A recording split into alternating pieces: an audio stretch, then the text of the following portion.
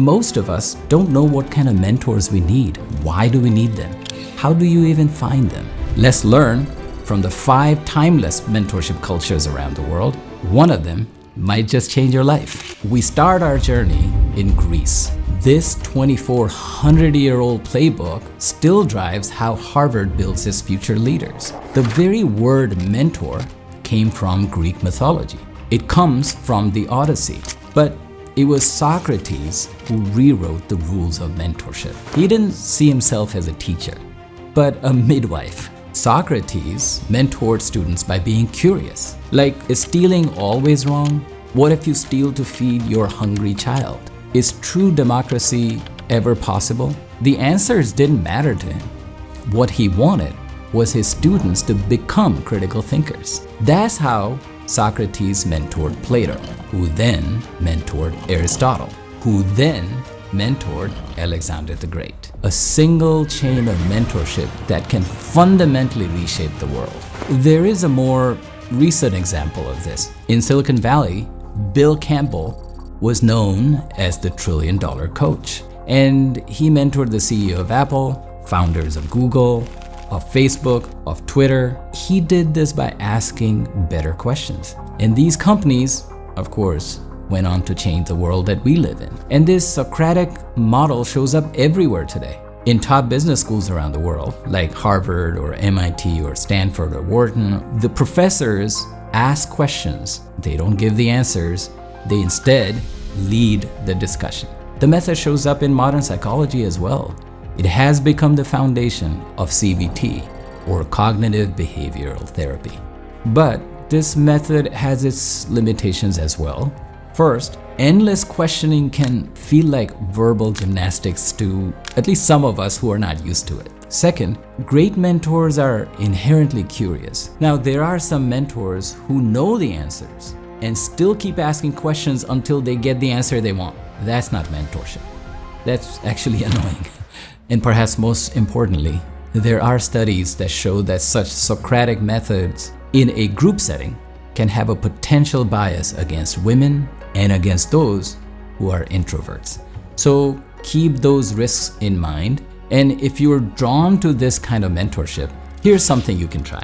Number 1, look for someone who asks more questions than they give answers. Number 2, notice if they say, yes, great, but why do you think that? That's a very good sign. The mentor is interested in your metacognition, your ability to think about your thinking. And number 3, when you have such conversations, please write down the best questions. I have them written down, and they have stayed with me for a long time. Now, what if you need a mentor who rebuilds more than just your critical thinking? Well, to find that kind of mentorship, we have to travel to our next cultural destination. We now visit the traditions of ancient India, where a mentor is a guru. The sound gu means darkness. Ru means light. Guru literally means someone who takes you from darkness to light. In a 5,000-year-old Indian epic Mahabharata, there is a great battle raging, and one of the greatest warriors, Arjun, just breaks down before the battle. He's consumed with doubts and despair, and he refuses to fight. And that's when his best friend and charioteer, Krishna, becomes his mentor, his guru. In the middle of the battlefield, Krishna gives him clarity, purpose, and direction. Arjun gets back up, puts on the battle gear, and starts the fight. And they win the fight.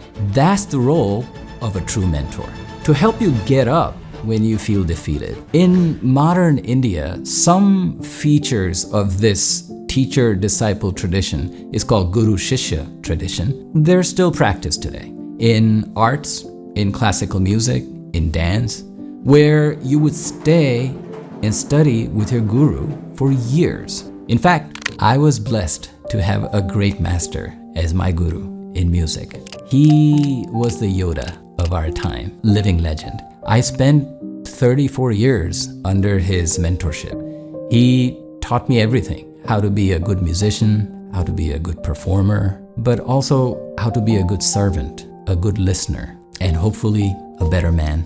And here's the kicker. In those 34 years, he never even once asked for a single dollar. But he enriched my life in more ways than I'll ever know. He was much older, but treated me like he was my best friend. He was the Krishna to my Arjun. So that's another flavor of mentorship for you. Your best friend who gives you the will to fight and helps you walk from the shadows into the light. Here's something you can try. First, if you're learning a craft or art, find a teacher or a master and become his or her apprentice, and then put in the 10,000 hours of work. Second, if you're building skills, choose a mentor whose life you admire. And third, before committing, observe how they live, not just what they teach. Now, my guru or mentor was a gentle and giving friend. What if you want someone who's more in your face? If that's your choice of ice cream, then we need to go visit our third ancient culture.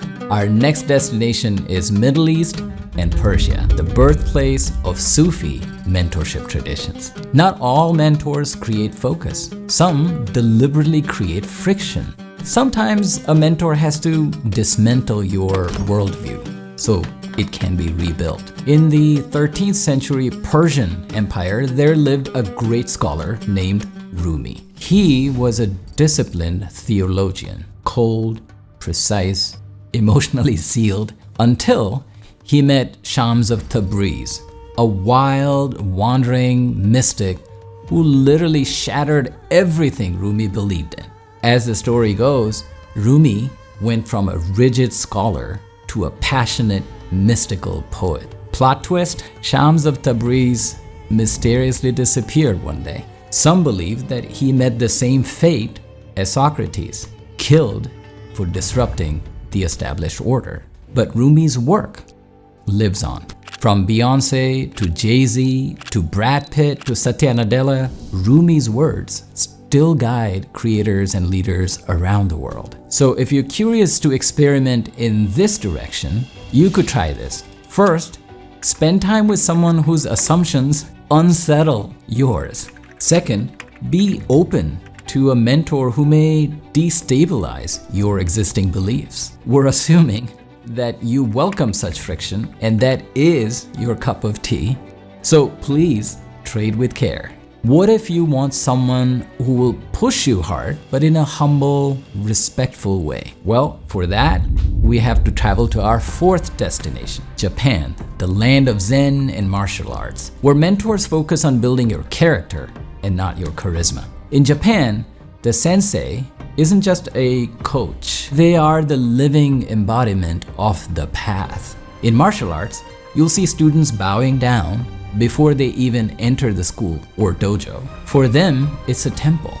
They're humbling themselves in front of the path that came before. In judo or karate or aikido, the belt systems might be different from school to school, but they all represent the student's journey on that path. For instance, in Gojukai karate, which I learned for a couple of years, long time ago, you start with a white belt. It's called Shoshin, a beginner's mind. Over time, the belts change colors, yellow, green, brown, but you don't get to ask for the next belt. Your sensei decides when you're ready. As you gain mastery, you earn the coveted black belt. The paradox here, earning a black belt means you just started. It's like coming back to the beginner's mind. If you're curious about this type of mentorship, then you can try the following. First, choose a mentor whose humility you respect. Second, find someone who has walked that path before. And finally, honor the process and the path. The Japanese idea of effortlessness comes from thousands and thousands of reps. So embrace doing the same thing thousands of times until it becomes flawless. And once you have your black belt in whatever skill or trade you want to master, make sure you become a beginner again. So far, all the models that we talked about offer one-on-one mentorship. There are other models, of course, where the entire community provides guidance. And to learn about that, we go to our fifth and final destination. Our final stop is West Africa, where the Yoruba tradition builds a community of mentors around the young student. In such ancient West African tradition, the entire village had a responsibility to teach the apprentice. The market square was your MBA. The elders were your professors. Every day was a case study. Mentorship wasn't just one voice, it was the entire village. And this tradition has lived on and is present even today around the world. For instance, in tech clusters like Silicon Valley or New York City or Boston, this idea of collective mentorship is embedded in the ecosystem itself. In these ecosystems, mentorship is not an act of charity, it's a shared responsibility. Here are the 3 things you could try. First, if you know the industry or trade you want to pursue, find where such ecosystems and clusters exist. Second, well, what if you're still unsure about which industry you want to be in, or you want to change the industry? Well, in that case, ask a few industry leaders around you if you can shadow them for a few days. Learn about them, learn about the industry. Now, when you ask, most will say no, but you need only one yes. So keep trying. That's what I did. And third, offer your help in exchange for learning. Be humble about it. You might start as a marketing intern in New York, and your day might initially involve just coffee runs for your teams. That's totally okay. You're learning about how the team functions, even if you don't feel like it. Serving today leads to success tomorrow. Now, these 5 timeless mentorship models across cultures have one common thread. A mentor can help you see the way and change the way you see. I have been unusually lucky with mentors. My mentors saw something in me before I did, and maybe it showed up in me because they saw it. But you need someone who does exactly that for you. What if you haven't found your mentor yet? Well, let me say this with 100% conviction. You will find them, or they will find you. Keep your eyes open. In your extended family, in your neighborhoods, your school network, in your industry, in your temple, in your church, in your social network, please don't give up. Our mentors always show up. If you found this video helpful, then please subscribe to my channel and check out the video on my journey from a monk to a millionaire. It's been a crazy ride. Please stay curious, please stay hopeful. I'll see you next week. Thank you, and I love you.